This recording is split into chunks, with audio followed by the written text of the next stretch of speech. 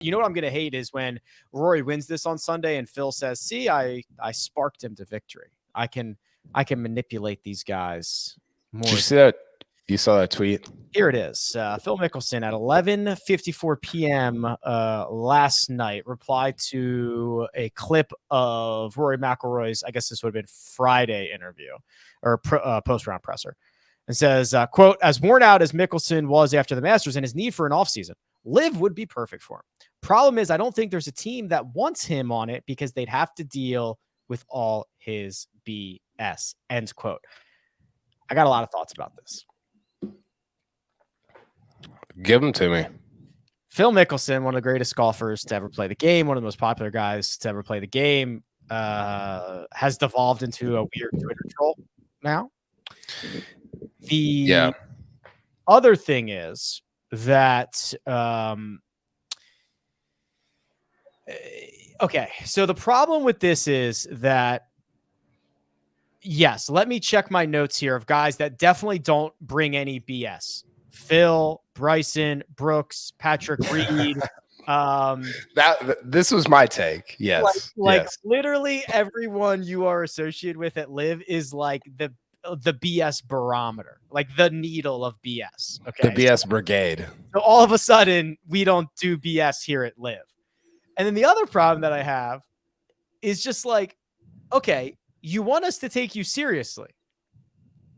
You want us to take Live seriously. You truly, who are you trying to fool that there is not a team that would want one of the greatest players ever to ever live on their team because of the BS that he brings along with it? Well, I think one of Phil's problems right now is something that everybody who's a little bit too online has experienced from time to time, which is that you think you're making one point, but actually like the sort of frame of the entire thing is saying a different thing about you. Mm-hmm. And Phil's not really understanding that. And I think there's some sadness in that, right? Like I think there's some, it's kind of weird, like that one of the 10, 11, 12 best players ever is tweeting about like smash GC at 11 p.m. on a Friday night. It's just like odd. And I was surprised Rory didn't get asked about it in his. Did he? Well, no. I thought Amanda Renner gave him a chance because she asked, like, how are you feeling? Like, you know, are you worn down? Yada yada. And I thought that was her way of opening the door to kind of a Rory jab like he gave to Greg Norman after winning his 21st or whatever.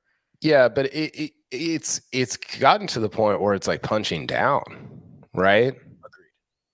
And which again is there's just I don't know, like the trolly world of Twitter and Phil being involved in it. It's like Willie Mays on the Mets. It's just like, why are we doing this? Like there's just a ton of sadness there. I mean, I would love like a bullet point list of like all of Rory's BS. I think that here's the deal, man. Like Rory over the last year, has he done everything perfectly? No. Should he have said F you, Phil, on Full Swing? Probably not. Like there are a number of things that if and we talked about this with Michael Block, right? If we had to do as many interviews as Michael Block did, you and I would say 10 times as much stupid stuff. Sure. Right? Yeah. And I think especially when you're somebody like Rory who has talked 100 times more than Michael Block over the last year, and he doesn't like Rory is not like a Ricky Fowler or a Scotty Scheffler or a Colin Morikawa where it's like, I'm just going to like kind of say some words, but not really give you my opinion or feeling. Tony Finau said this during Full Swing. He said, or excuse me, he said it to me at the Open. I was interviewing him. He said, Rory says a lot of things. He's got a lot of takes. He has a lot of opinions, and I agree with most of them. And I thought that was a really like, just very, like, there was some brevity in the way that was a really good synopsis of like where Rory's at. And sure, he's like kind of maybe gone down, said a couple of the wrong things, but like the BS that he brings along, what is that even like? What is he even referencing? Well, I'm not sure Phil Mickelson is in a place to play the holier than thou card of like, okay, sorry, Phil. Someone said something you don't like. I mean, he is going on Twitter. This is my favorite one. Haven't gambled in years, almost a billionaire now. I call, right? Like Phil is almost a billionaire in the way that I am almost a billionaire, right? Well, he hasn't gambled. The odds of Phil Mickelson not gambling in years are like plus a billion. But what he means by that, Rick, is that they've almost sold the high flyers to right. Fila or something. Yeah, I don't know. I've almost sold Rick Rungood to the Saudis as well for $1 billion. Yeah, to AT&T, almost bought Rick Run. You know, like it's. Yeah, I don't know. It's gotten weird. I again, like the BS thing. It's like like of all the things that you could say about the situation and with Phil's history and like all the laundry list of things that either he's done that haven't come out that people are like if you read certain writers between the lines with some of the Phil stuff, they are telling you a couple of the things that he's done without telling you. Right. Yeah. And I think you and I have talked about some of these, and I'm not going to say them, but go read Jeff Shackelford, go read Eamon Lynch. They'll tell you some of the things that Phil's done over the last few years and without telling you, and they're not great.